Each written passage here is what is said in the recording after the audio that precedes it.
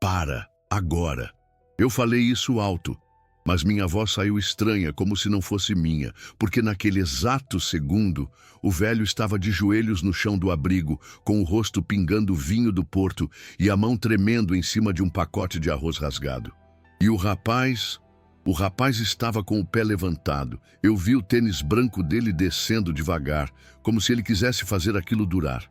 O abrigo inteiro prendeu o ar. A dona Marlene ficou dura, imóvel, com os olhos arregalados. O Rafael, atrás de mim, esqueceu a câmera na mão. Eu vi o reflexo da lente tremendo. E o velho não olhou para ninguém. Ele só recolheu o pacote com calma, como se estivesse recolhendo a própria dignidade em grãos. Aí o rapaz riu bem perto do rosto dele e disse: engole quieto. E foi nessa hora que eu percebi uma coisa que me gelou. O velho estava segurando a raiva do jeito que só quem já aprendeu a matar consegue segurar. Eu sei como essa frase soa. Eu sei, mas eu vi. Eu vi no maxilar travado, no pescoço rígido, no olhar que não implora. E quando eu dei mais um passo para cima deles, pronto para acabar com aquilo, o velho levantou a cabeça e me encarou como se estivesse me dando uma ordem silenciosa. Não grita, não reage, não transforma isso em confusão. Porque, se eu reagisse, alguém ia morrer. E eu não estou exagerando. Eu só entendi isso depois, quando tudo que parecia humilhação de internet virou outra coisa. Uma coisa tão suja, tão planejada, tão grande, que eu fiquei com vontade de apagar o vídeo e fingir que nada aconteceu. Só que aí, o que veio em seguida foi pior do que o vinho. O rapaz chutou a caixa. A caixa explodiu no chão. Roupas, comida, fraldas, tudo espalhado. O velho caiu de lado, bateu o joelho e eu ouvi um estalo seco que me fez fechar os olhos.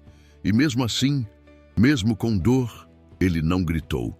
Ele apenas respirou fundo e começou a juntar tudo, um por um, com a paciência de quem já aprendeu a ser destruído em silêncio. Só que o abrigo não estava vendo só um velho apanhando.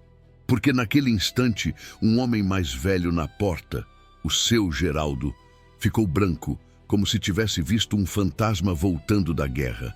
Ele deu 2 passos para dentro e sussurrou tremendo: não pode ser. Ele aproximou mais, encarou o idoso e falou uma frase tão baixa que parecia proibida. Comandante! O velho travou. A mão dele parou no ar, segurando uma lata amassada. E o seu Geraldo, com os olhos cheios d'água, falou a palavra que esmagou o ambiente inteiro: General Augusto Siqueira. Na mesma hora, as risadas morreram como vela apagada. As 2 garotas pararam de filmar.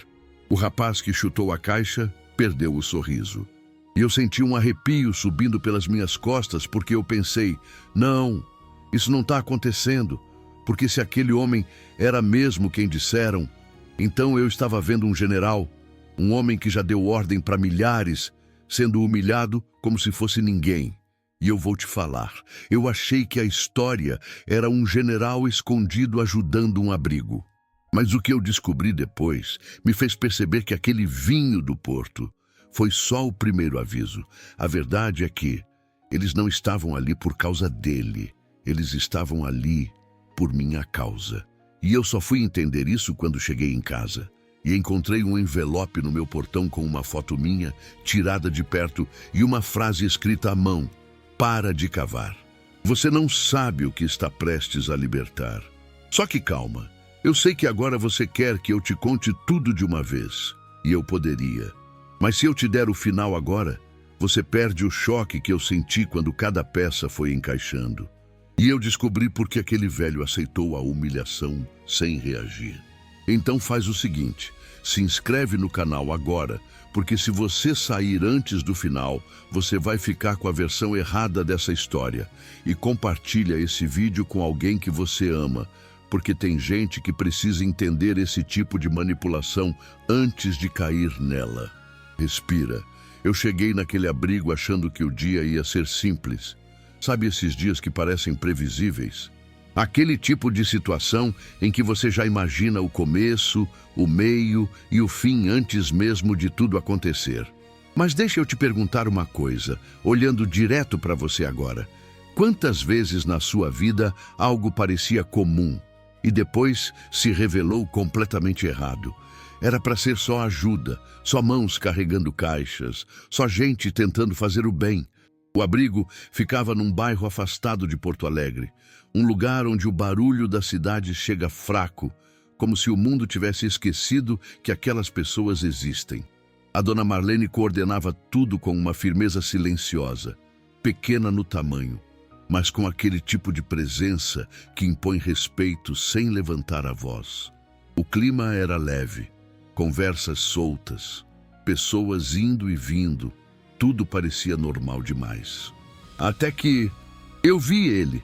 E eu não estou falando de vi de relance, eu vi de verdade. Ele estava num canto perto de uma pilha de doações, empurrando um carrinho de mão velho, desses que rangem quando se mexem.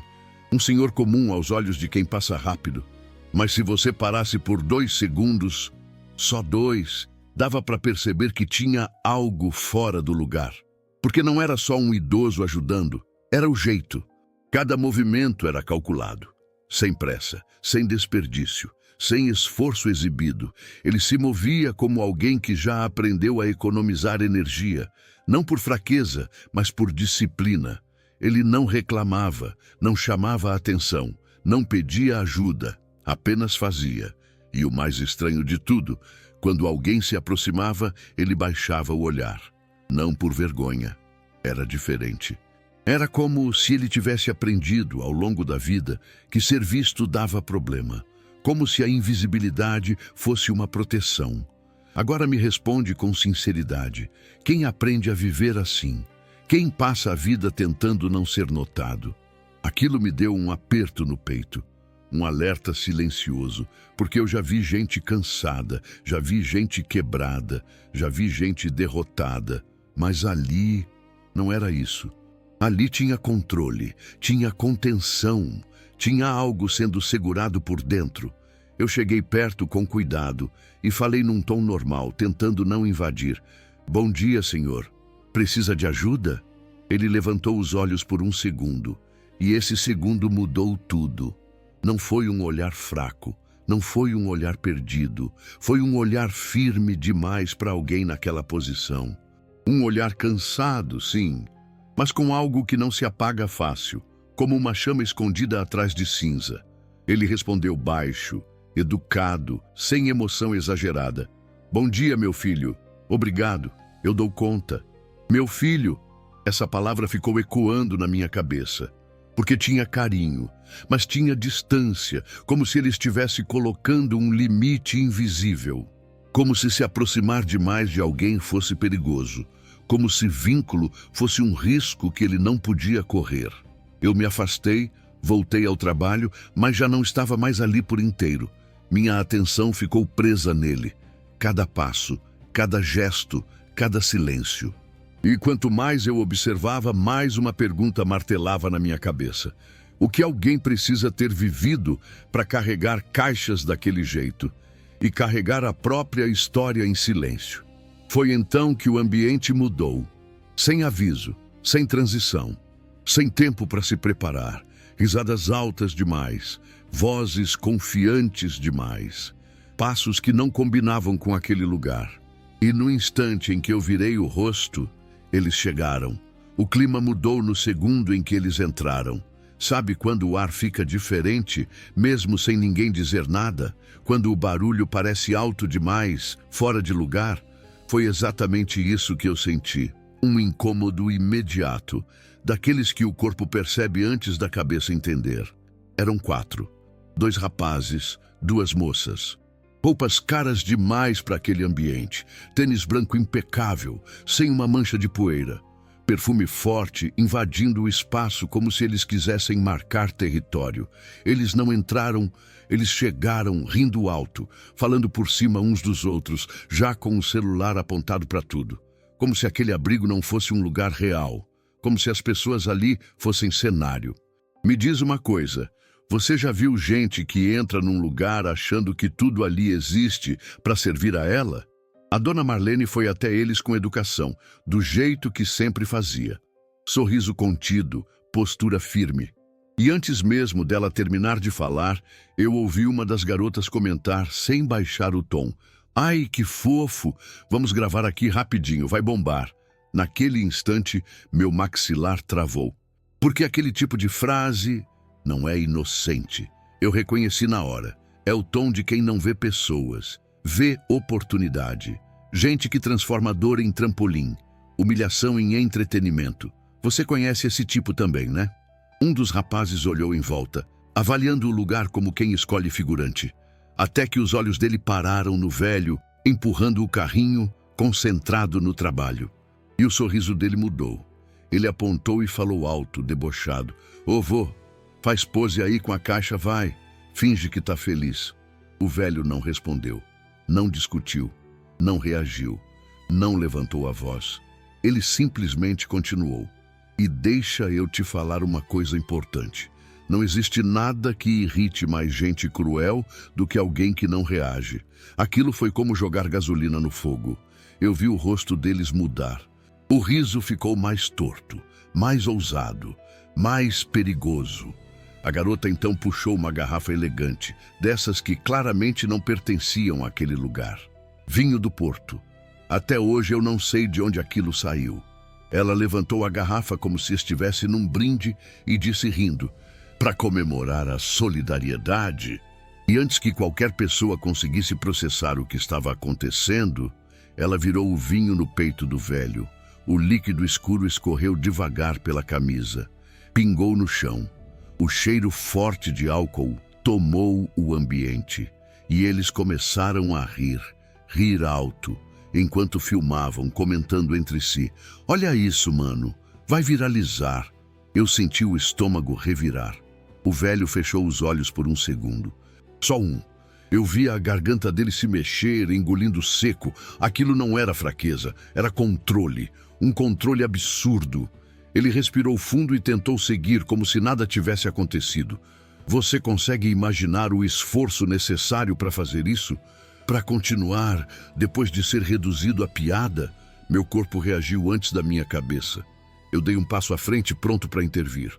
Mas aí eu vi a dona Marlene completamente paralisada.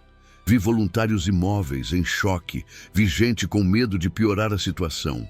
E naquele segundo uma pergunta me atravessou: se eu explodir agora, quem vai sair como errado? Porque eu sabia.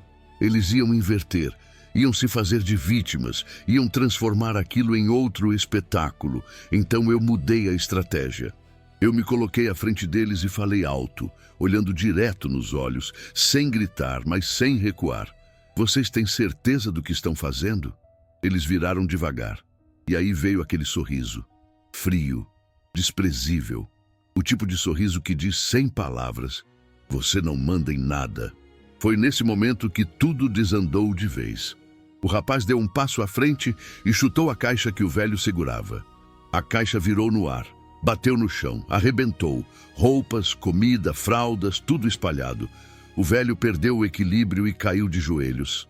E naquele instante, o abrigo inteiro prendeu o ar. Silêncio absoluto.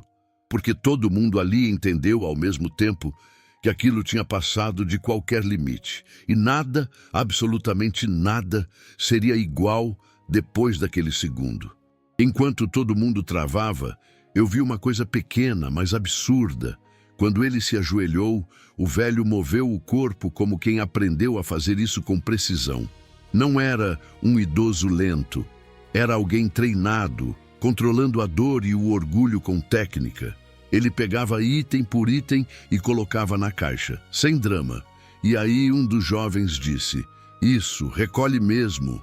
É para aprender." Eu senti uma raiva tão forte que a minha visão ficou quente.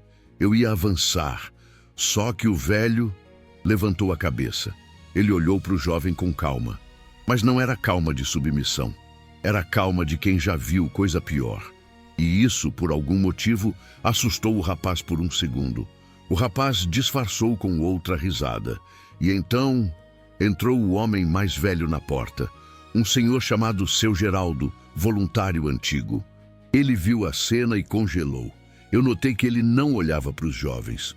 Ele olhava para o velho como se estivesse diante de uma lembrança que ele nunca conseguiu enterrar. Seu Geraldo se aproximou, bem devagar, como quem tem medo de estar errado, e falou baixinho. Não, não pode ser. O velho continuou recolhendo, fingindo que não ouviu. Seu Geraldo engoliu seco, virou para Dona Marlene e sussurrou algo que eu não peguei inteiro. Só peguei uma palavra: general. E aí, o abrigo inteiro ficou em silêncio. Quando a palavra general caiu no ar, a postura das pessoas mudou. Voluntários que estavam distraídos ficaram retos. Um rapaz da cozinha tirou o boné. Uma senhora fez o sinal da cruz. E eu pensei, tá, mas general de quê? E por que isso importa tanto? Os jovens perceberam o clima e tentaram recuperar o controle. A garota do vinho falou alto. General? Tá de brincadeira. Isso aí é só um velho. Seu Geraldo não respondeu. Ele só olhou para o velho e disse com a voz tremendo. Senhor, é o senhor mesmo?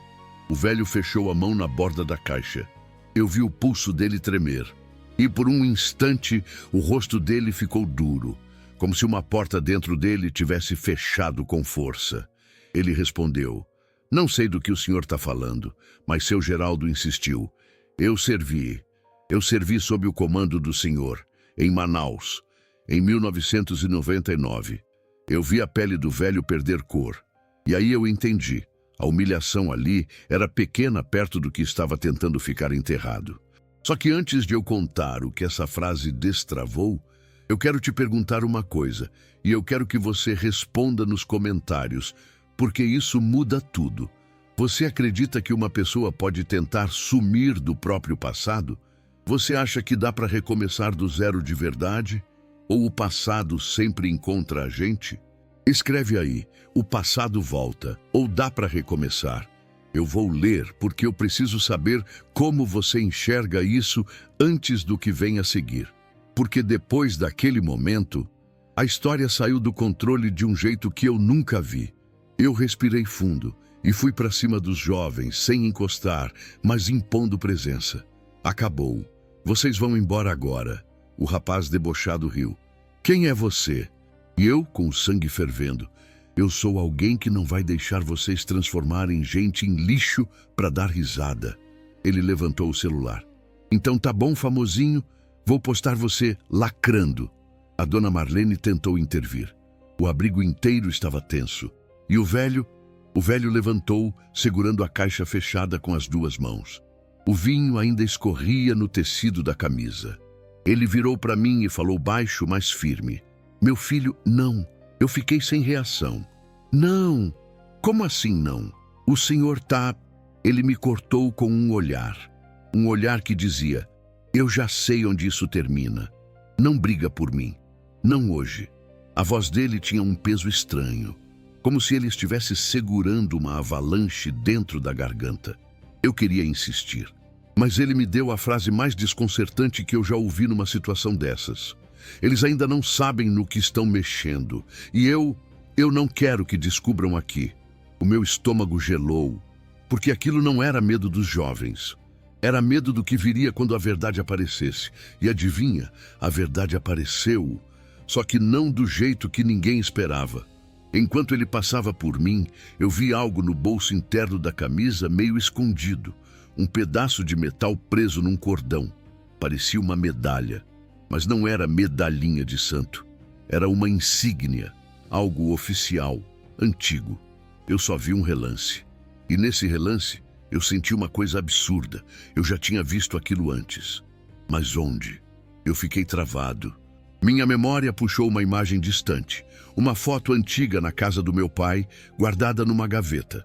Uma foto de um homem fardado, sério, com aquela mesma insígnia. Eu senti a garganta secar. Meu pai nunca gostava de falar do passado. Nunca. E quando eu perguntava, ele desconversava. Sempre. E agora, aquele símbolo aparecia no peito de um velho humilhado num abrigo. Eu engoli em seco e pensei, isso não pode ser coincidência. Foi aí que um dos jovens fez a pior escolha possível. Ele pegou a garrafa vazia e jogou no chão, quebrando, e gritou: "Ô, general, se é general mesmo, dá a ordem aí, manda eu respeitar." E riu. Só que ninguém riu junto, porque seu Geraldo chorou. E quando um homem como seu Geraldo chora, você entende que não é teatro. Eu vou ser honesto com você. Naquele instante eu senti medo. Não medo do velho, não medo do grupo, medo do tamanho da história que eu estava segurando. Porque se aquele homem era mesmo quem seu Geraldo dizia, então eu estava diante de alguém que viveu coisas que a maioria de nós só vê em filme. E se ele estava escondido, carregando caixa e aceitando humilhação, tinha motivo. Eu me afastei um pouco, olhei para minha câmera e pela primeira vez eu pensei: isso aqui pode ser maior do que meu canal. E é exatamente por isso que eu preciso que você se inscreva agora, de verdade, agora, porque tem história que não pode morrer em silêncio. Tem história que precisa de testemunha. E se você fica aqui comigo até o final, eu prometo que você vai entender porque esse vídeo pode ser o mais importante que eu já fiz. Se inscreve, porque quando a última peça encaixar, você vai perceber que isso não era só sobre um velho e um vinho. Era sobre uma culpa gigante e sobre um segredo que pode destruir mais gente do que você imagina. O grupo de jovens foi embora, rindo, mas com o riso fraco, porque o clima ficou pesado demais, até para eles sustentarem a máscara. Eu fiquei. Não consegui ir embora. Eu vi o velho indo para a área de trás do abrigo, perto de uma salinha onde guardavam materiais. Eu fui devagar, sem invadir, só seguindo, como quem sente que se não fizer isso vai se arrepender para sempre. Ele entrou, fechou a porta. Eu cheguei perto e ouvi um som. Não era choro alto. Era um som preso, um soluço que a pessoa tenta engolir. Eu bati leve. Senhor, eu não quero incomodar, mas o senhor está bem? Silêncio. Eu respirei e falei a verdade. Eu vi aquele símbolo no seu bolso. Eu conheço. A porta abriu só um palmo. Um olho apareceu. Ele me analisou como se estivesse medindo minha alma. Quem é você? Eu falei meu nome do canal e acrescentei: eu acho que eu já vi essa insígnia na casa do meu pai. A porta abriu mais. O velho ficou imóvel e então ele disse algo que me atravessou. Qual é o nome do seu pai? Eu respondi e o rosto dele desabou. Ele sentou numa cadeira velha, como se as pernas tivessem desligado. Passou a mão no rosto e sussurrou: então, é você. Meu coração despencou. Você? O quê? Ele levantou o olhar, cheio de coisa não dita, e soltou: eu vim aqui por você, mas eu não sabia se teria coragem. Eu senti meu mundo girar. Ele respirou fundo, como se fosse puxar ar antes de mergulhar num lugar escuro. Eu fui chamado de herói e de monstro pelo mesmo motivo. Quando ele disse isso, eu arrepiei inteiro. Eu sentei, sem saber se eu queria ouvir ou se eu queria fugir. Senhor, quem é o senhor? Ele olhou para baixo e respondeu: meu nome é Augusto Siqueira. Eu engoli seco. Esse nome eu já tinha ouvido, só que nunca ligado a um rosto. Era daqueles nomes que aparecem em conversa de gente mais velha, como lenda. O senhor é o general. Ele fechou os olhos. Eu fui. Eu fiquei em silêncio. E aí ele disse: seu pai era meu homem de confiança. Minha garganta travou. Meu pai sempre evitou falar do passado. Sempre. E agora eu descobria que ele tinha ligação direta com um general. Eu senti uma mistura de orgulho e medo. E antes de eu te contar a parte que me fez tremer de verdade, eu quero te pedir uma coisa aqui. Comenta agora, sem pensar demais. Você já descobriu algo sobre a sua família que mudou tudo? Algo que você não estava preparado para saber? Comenta: já descobri ou nunca descobri? Porque o que eu descobri naquele dia parecia roteiro de filme, mas doía como vida real. Eu achei que aqueles jovens eram só cruéis e vazios, mas o general Augusto me mostrou que eu estava sendo ingênuo. Ele abriu a mão devagar e mostrou um papel dobrado, amassado, um recorte de jornal velho, e eu reconheci a foto. Era ele, mais novo, fardado, ao lado de autoridades, e uma manchete sobre uma operação no norte do país, anos atrás. Ele apontou com o dedo. Estão tentando me tirar do buraco. Eu franzi a testa. Quem? Ele respirou e a voz saiu amarga. Gente grande. Gente que não quer que certas verdades apareçam. Eu senti um frio na barriga. E o que os jovens têm a ver? Ele me encarou. Eles estavam aqui para me provocar, para ver se eu reagia, para filmar, para criar um escândalo com meu rosto. Eu fiquei de boca aberta. O senhor está dizendo que foi armado? Eu tenho certeza. Naquele momento tudo mudou de cor, porque não era mais um ato de humilhação aleatória. Era uma isca, uma armadilha. E aí veio a segunda surpresa. Pior. Ele disse, eles não sabiam que você ia estar aqui. Isso atrapalhou. Eu senti meu sangue gelar, ou seja, eu também tinha virado peça sem querer. Eu perguntei, proteger quem? Ele demorou. Parecia que cada segundo era uma luta. Eu protegi seu pai por anos e agora eu preciso proteger você. Eu quase ri de nervoso. Eu sou só um cara com um canal. Ele me cortou. Você tem uma audiência e a audiência vira arma. Você nem imagina quantas pessoas querem controlar histórias. Eu senti uma pressão no peito. Era como se o ar tivesse ficado mais pesado. Mas proteger de quê? Ele apertou a insígnia no cordão como se aquilo desse força. De um erro que eu cometi. Um erro que custou caro e que alguém quer usar para destruir pessoas inocentes, para salvar o próprio nome. Eu fiquei mudo. E aí eu quero que você comente uma coisa, porque eu sei que isso divide opiniões. Você acha que alguém que fez algo muito errado pode se redimir de verdade? Ou tem erro que não tem volta? Comenta. Tem volta ou não tem volta? Só isso, porque a história do General Augusto é exatamente sobre esse limite. Eu saí do abrigo com a cabeça latejando. O general não me contou tudo ali. Ele disse que precisava me mostrar provas antes de abrir a história inteira. Eu fui embora com uma sensação horrível de estar sendo observado.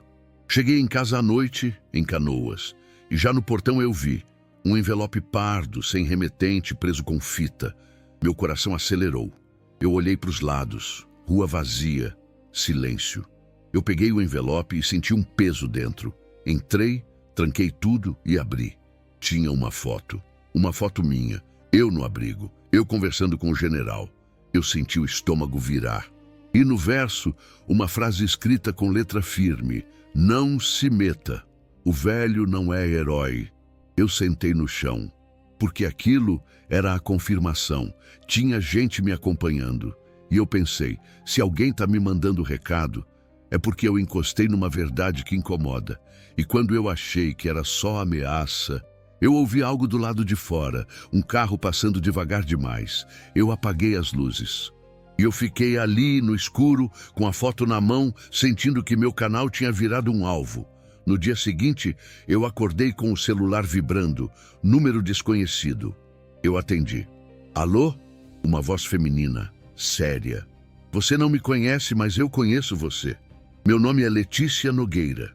Eu trabalho com investigação. Meu corpo gelou. Investigação do quê? Ela respirou. Do General Augusto Siqueira. Eu fiquei em silêncio, tentando entender se era ameaça ou ajuda. Por que você está me ligando? E ela disse a frase que virou uma chave. Porque o que aconteceu ontem no abrigo não foi a primeira tentativa de forçar ele a aparecer. E dessa vez, você entrou no radar. Eu senti raiva e medo misturados.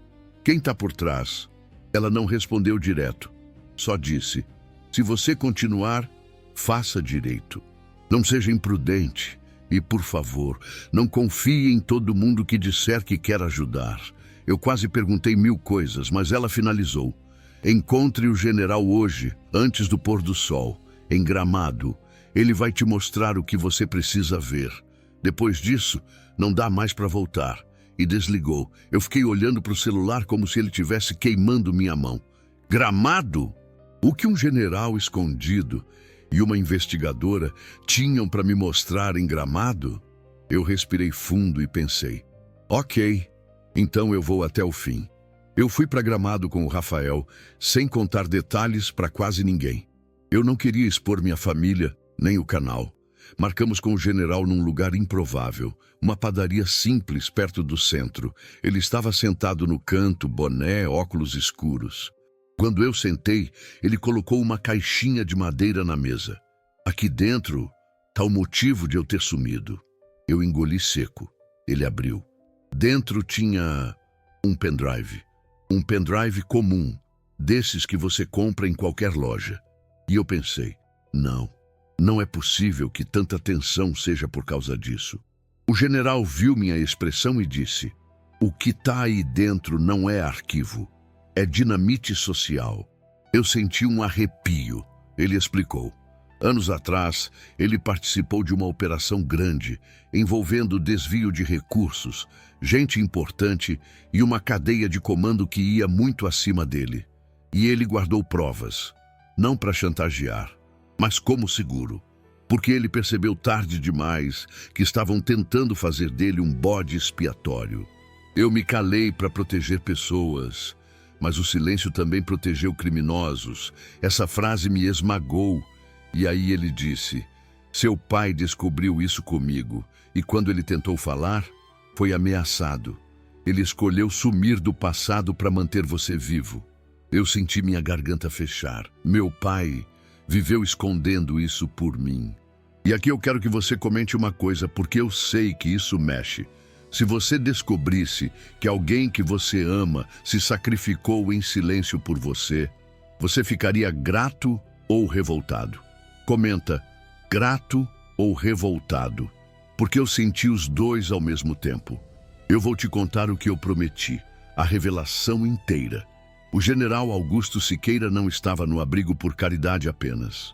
Ele estava lá porque aquele abrigo era um dos poucos lugares onde ninguém perguntava demais, onde ele podia existir sem ser o general, sem ser a manchete, sem ser o fantasma. Mas ele também estava lá por outro motivo. Ele estava esperando o momento certo de entregar aquele pendrive para a pessoa certa, sem que isso virasse uma guerra. Só que os jovens do Vinho do Porto eram parte de uma estratégia. A Letícia me explicou depois com calma. Havia um grupo tentando reescrever a história. Gente poderosa, gente que queria que o general aparecesse, perdesse a cabeça, reagisse, fosse filmado. E pronto, tá vendo? Ele é desequilibrado, ele é culpado, ele merece ser destruído. Era um assassinato de reputação, um massacre moral. E eu fui o imprevisto, porque a minha câmera podia capturar o outro lado. Aí veio a parte mais pesada emocionalmente, sem romantizar, só a verdade. O general não era santo. Ele fez escolhas duras, ele assinou ordens, ele carregou culpas. Ele se tornou o rosto de coisas que ele mesmo não controlava totalmente. E quando percebeu que estava sendo usado, já era tarde. Pessoas foram prejudicadas, famílias foram quebradas, carreiras destruídas, e ele viveu com isso como quem carrega uma pedra no peito. Só que ele também salvou gente, muita gente. Seu Geraldo confirmou. Em Manaus, ele evitou uma tragédia maior porque desobedeceu uma ordem absurda. E por causa disso, virou alvo interno, virou problema, virou risco. Então ele fez a coisa mais chocante. Ele escolheu desaparecer, virar ninguém, para não ser usado como arma por ninguém. E por que ele aceitou o Vinho do Porto?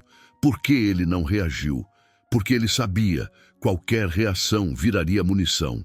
E no dia em que eu vi aquilo, eu pensei que ele era fraco. Mas eu descobri que aquilo era a força do tipo mais difícil. A força de engolir o próprio orgulho para impedir que o mal cresça. Agora, a última surpresa, a mais insana, é essa. O nome do rapaz que chutou a caixa apareceu depois ligado a um grupo de influencers pagos para criar escândalos. E esse grupo tinha conexão com gente que queria, desesperadamente, que aquele pendrive nunca viesse à tona. Ou seja, aquele ataque não era brincadeira de jovem, era teatro financiado. E quando eu percebi isso, eu entendi por que eu tô te contando essa história agora. Porque o mundo tá cheio de gente que humilha por diversão, mas também tá cheio de gente que usa a humilhação como ferramenta de poder. E se você não aprende a enxergar isso, você vira parte do jogo sem perceber. O general me pediu uma coisa, no fim, antes de ir embora. Conta do jeito certo, não me defenda como santo, não me ataque como monstro. Conta como humano, porque o que eu quero é que ninguém mais precise desaparecer para tentar consertar um erro. Eu respirei fundo e eu te digo, eu nunca mais olhei para um velho invisível do mesmo jeito, porque você não sabe quem aquela pessoa já foi. Você não sabe o que ela carrega. E, principalmente, você não sabe quem está tentando manipular sua emoção por trás das câmeras.